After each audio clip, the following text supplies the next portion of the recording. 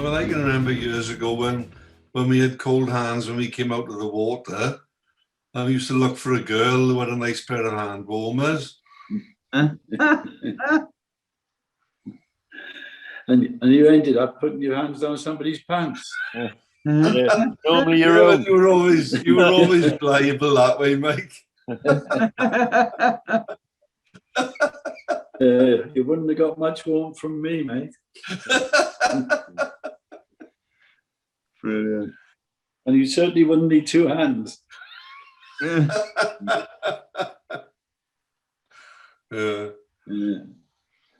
Yeah, well. So what you said you were in at a paddle this week, Gary? Yeah. Yeah. Very good, because I think Marian's getting a bit nervous.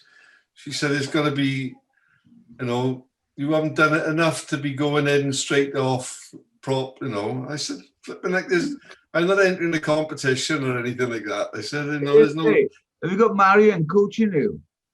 Yeah, that's right, yeah. He stands in the bath with his paddle. Yeah. And he says, "No, pick more up, right." Yeah, that's it. Well, that's the difference. You put my bath on my board. It's so fucking big. Yeah. Perhaps we can all come on your board, Gary. Plenty of room, yeah, no problem at all. Oh, yeah. I did consider putting a chair on mine as well, so I could have a little sit down as I go along. Pretty good idea. Yeah. I just wonder if would it be easy sitting down, do you think, on a paddle board or not? It's sort of... Yeah. I gotta be honest, I almost, in fact, I was watching something on eBay. There was a 5'6" surfboard, and I think it probably finishes now on an auction on eBay. It's a make I've never heard of before. Can't even remember what it was. I'll tell you what it was now.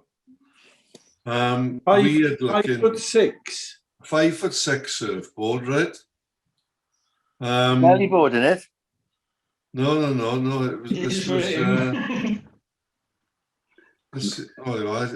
We're about to save you a few quid, your biscuit. The auction's finished. Yeah. Let me see it. Let me see how much it went for. Where's the flipping? No, it's just flipping gone. The item is gone now. Were you going to have it like a lifeboat? Yeah. On your supboard? No, what I was thinking about, right? I looked when I'd never heard of paintball, paintball, whatever they called those boards that Alex Williams and his mates had. They must have gone Friday, I think. And I thought, Jesus, that's a hell of a lot easier to get back and forth to the water with than carrying an epoxy, paddle board and a paddle and all the gear. And I thought, yeah, I got an inflatable belly board, which I've taken abroad on holiday.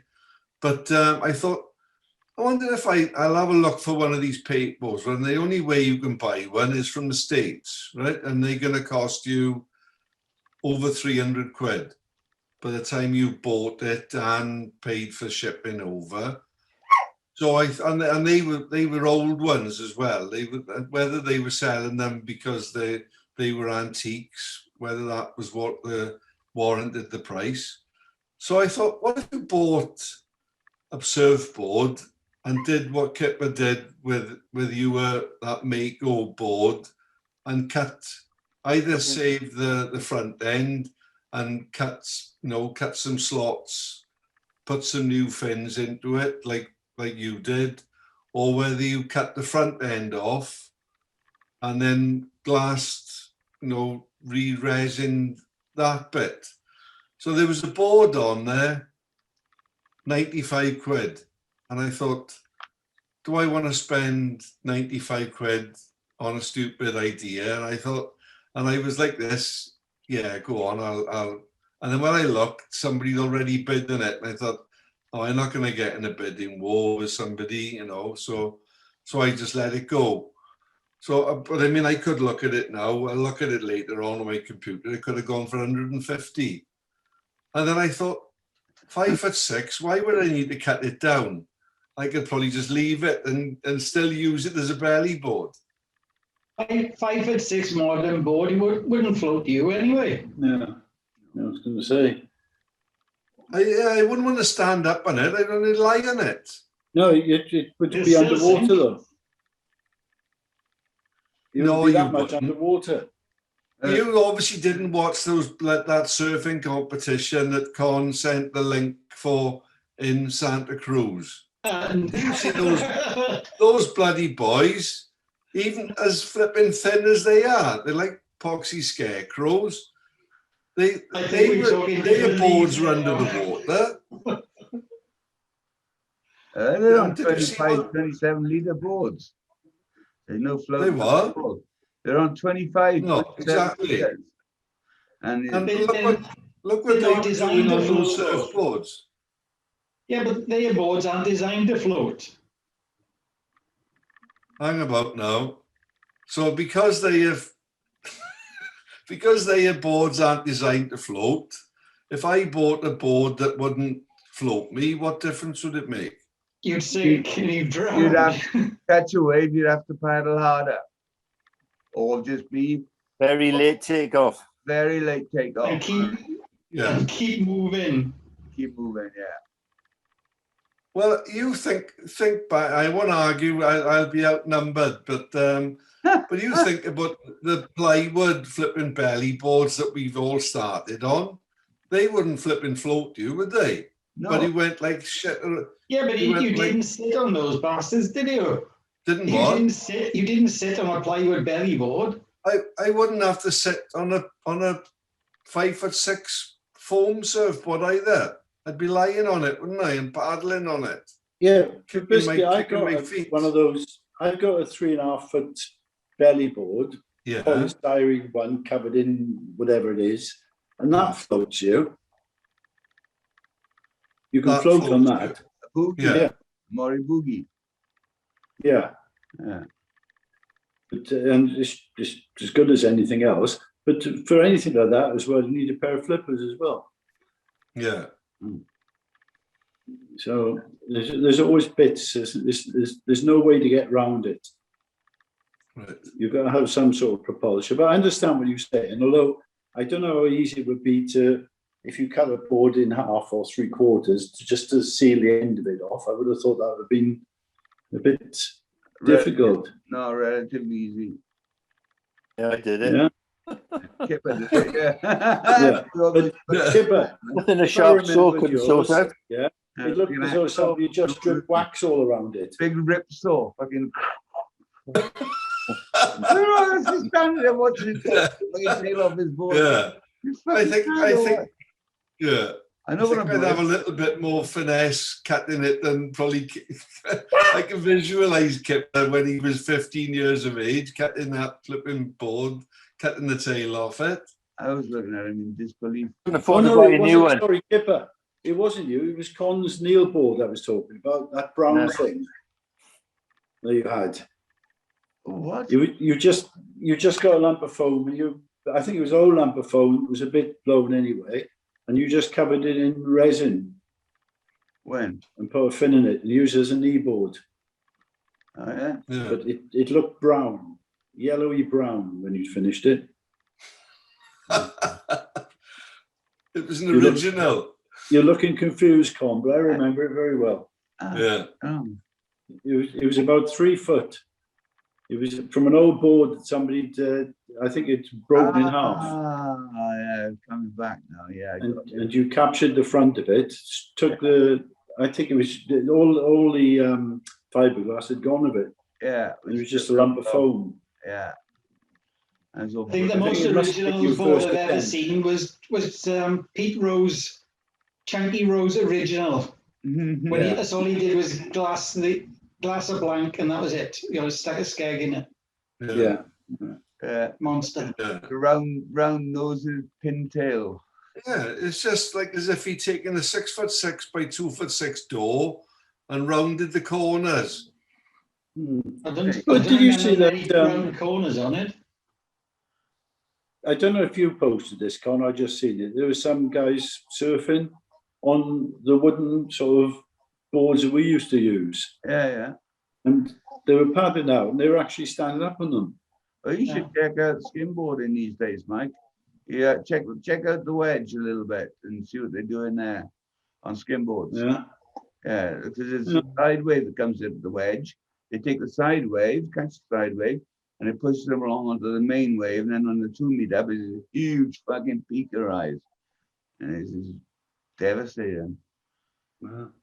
I put a link. I missed, and also before I forget, I missed the surfing. How far did that? What's his name? Is it Seth? Yeah, he got Who was knocked out. He got knocked out in the next round. Won the third round. And yeah, the round of 96. He got knocked out. He got third, and he just missed it by 300ths of a point or something like that. Yeah, it's a big feather in his bow, Patrick isn't it? Langdon Dark surfs really well, but he just happened to be up against the top 2 in the competition. So he can be good. But there's such a difference. There's such a void in class between the ones sort of at the bottom and the ones at the top, and what they can do is it's so much further advanced. In that league there, that is the what they call it, WCT. Q. But also, I think the waves make a difference. World Qualifying Series, and that's where you can get promoted into the CT, the big one. Those waves that they surf are almost like normal waves, weren't they? That everybody else has to deal with. Yeah, that's what they call it, the grind, because you don't go to Tahiti, you don't go to these nice places. You just get Poxy Langeneth every fucking day, sort of thing, you know. Yeah. I was watching in the week on YouTube with Bethany Hamilton. Have you seen any of her stuff? Mm. When she was about 11 years old, she had her right arm bitten off by a shark. Yeah. Oh yeah, I saw her. Yeah. She's world class now. It's really humbling. It's fantastic stuff. She got a load of wild cards into the CT as well, she surfs Taupo in Tahiti. That mega horrible fucking worst nightmare in your life type surf. She surfs that. Incredible. Good luck to her. Yeah, right. But it's amazing how quick people get used to things like that, isn't it? Oh, in our time, you see people seem to sort of cope with things like that so well. Yeah, well, there's a lot of psychological training gone into it as well, and physical training now. But it's also you're a product, become a product of your environment. If you start to surf in mushy waves, then when you all of a sudden you find yourself. And I remember the first time we went to France. First time we went to Cornwall. The difference in the power of the waves between difference between Langeneth and Newquay, for example. He just used to knock you back. But then, first time I ever noticed that was in Barbados, and it was surfing Soup Bowl, and first wave in Barbados. I'm there, I'm looking at it, and it looks about 5-6 foot when you arrive at the beach, But when you get out there, it's a bit bigger than 5 or 6 foot, obviously, but you don't see the lines coming. You do see sort of lines, but you just gotta wait on the reef because it comes out of deep water onto the reef and just throws up like that. Of course, I'd never surfed a wave like that. The only thing I'd ever surfed like that was crab, but nothing in comparison. So the first wave at Soup Bowl, I start planning for this wave, and then fucking great, man, excellent. I stand there, and next thing you know, I start going upwards. I'm not going down. I can't work out why I'm not going down, And this wave's hitting the fucking reef and it's just going vertically upwards like this. And I'm still there trying to push over the lip sort of thing. And then all of a sudden you get to a point and you think, oh, fuck. And I just went over the falls, man. Fucking that just good 8 foot, 6, 8 foot, straight onto the reef. Bam! White urchin spines everywhere because it's just in shorts. Dragged across the reef. Taken back over the falls, back down again, bang on the reef again, and then found myself about 150 yards further along, where I came out of the rip, and it was right in front of another reef, which is another set was coming into. So you had to paddle to get out of the way or get dragged across the other reef as well. Welcome to Barbados. It was a real fun wave. Were you leashed then to your boat? Yeah. Oh yeah, Yeah. that was a big shock and the difference of power, you know. Oh, fucking hell, man. When those waves, are they faster then?